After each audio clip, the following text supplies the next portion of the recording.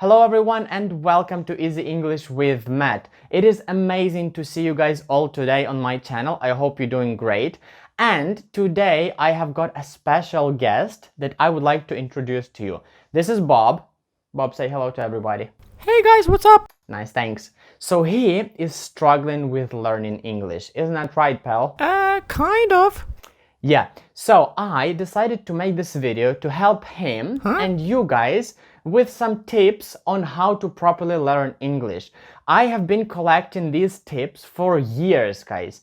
I have been teaching English for years. I've been studying English for years. I have tons of students. I had tons of teachers.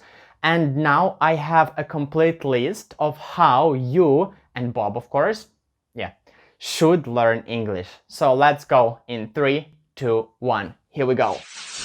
So first and foremost, the most important aspect of learning a language is to be consistent. Consistency is the key. But what is consistency? Bob, do you know that? No, yeah, I thought so. So to be consistent means to repeat some action over a long period of time to achieve some goal. For example, learn English every day. Go to the gym 3 times a week for a year. Yes, and you do not give up. You do not say like, I'm not gonna do it today, maybe tomorrow. I'm not gonna do it tomorrow, maybe next week. No, consistency is doing it like you have a schedule. Yes, you are going to go on Monday, Wednesday, and Friday. Or you are going to learn English on Monday, Tuesday, Wednesday, and then the next week the same time, right? That is consistency. So some people say that to be consistent, you need motivation. I do not agree with that. Well, motivation is great, don't get me wrong, but motivation is short period of time thing that's gonna push you forward. Motivation fades away if you do not see any results, and with English, you need months or years to see good results that you're looking for. So motivation will just fade away, it'll weaken, and you will give up probably. So instead of motivation, you are going to need discipline, and that is not something easy to achieve. Well, I know some people have stronger discipline, somebody has it weaker, yes? So what you need to do is to practice it. You need to develop your discipline day after day. You have to force yourself as hard as you can to do something. So I want to play video games now, but I will not. I will stand up, I will go to the living room, take a book and learn 2 new words. Or 1 new word, it doesn't matter. It can take you 5 or 10 minutes, but you did it. You're proud of yourself, and then the next day, you do 2 words or 3 words, a bit more. And then if you do it every day, you strengthen your discipline. And then in a couple of weeks, a couple of months, you will see yourself doing 1 hour of study every day. And it's not that hard for you anymore. So build up your discipline, become stronger, and you will see results in English. But do not expect fast results. Time to move on, guys. And the second tip would be, wait, hold on a second. Bob, do you know what the second tip would be? Immersion? You're right. How did you know that? A wild guess? Just guessed. Okay, yeah, that figures out. So yeah, the second tip is immersion. And to immerse yourself means to put yourself in an English-speaking environment. Oh, well, any other environment that you want, but we're talking about learning English, so you need to put yourself in English-speaking environment. What does that mean? You need to read everything that you read only in English. So any news that you want to read are probably going to be duplicated in English if they are not originally from English. Movies, most of the movies I watch are in English. Music is in English. Everything you see is in English, but sometimes it's just translated to your language, so it won't be hard to find. Also, the best would be to find people to speak to. So it can be a teacher, it could be a classmate, it could be a friend. If you don't have anybody, there are online platforms where you can talk to even native speakers for no fee, for no money. So you can just talk to them in English to practice your language. Or if you cannot do that or you don't want to, then you need to find a teacher. That's the best way, because then they are going to practice specifically what you need and you're going to constantly talk to them, which is amazing. So do that and you will see great results.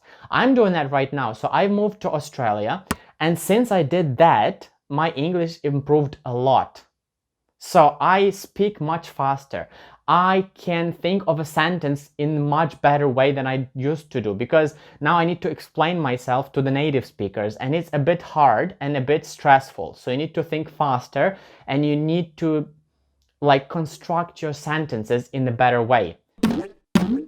The next tip comes from the previous one. This one is to speak to native speakers. And don't get me wrong, it's great if you learn English with a non-native speaker. It doesn't matter, you're still learning the same English, but it's different level of stress. If you know that that person also learned English like you don't feel that stressed. You feel okay about your accent. You don't feel bad about listening skills because that person speaks in the same way that you are, yes? But if you talk to a native speaker, oh my god, it's different level. It's stressful. First, you don't understand a word.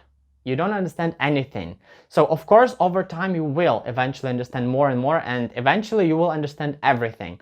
But it takes a long time, and you need to start it as early as possible. For example, if I were to learn duck language, I would speak to Bob only in his language, so then I can immerse myself and talk to a native speaker.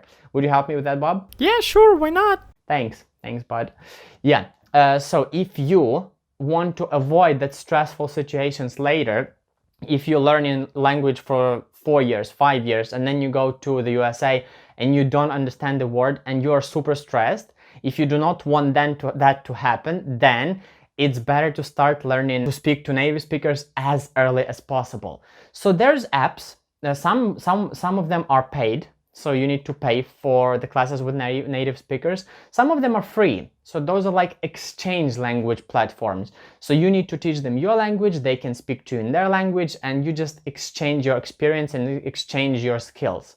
So both things are great and both things are worth trying. So do that as soon as possible to avoid those stressful situations in the future. Or you're gonna be like Bob, he is super stressed among native speakers. No, I'm not.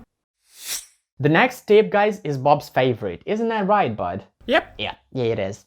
Why? Because he loves playing games. And the next tip is to use technologies to learn English. Technologies like your phone, like an iPad, like a computer. So we have apps, we have games, we have tests, quizzes, we have online teachers, we have everything that you need to learn language.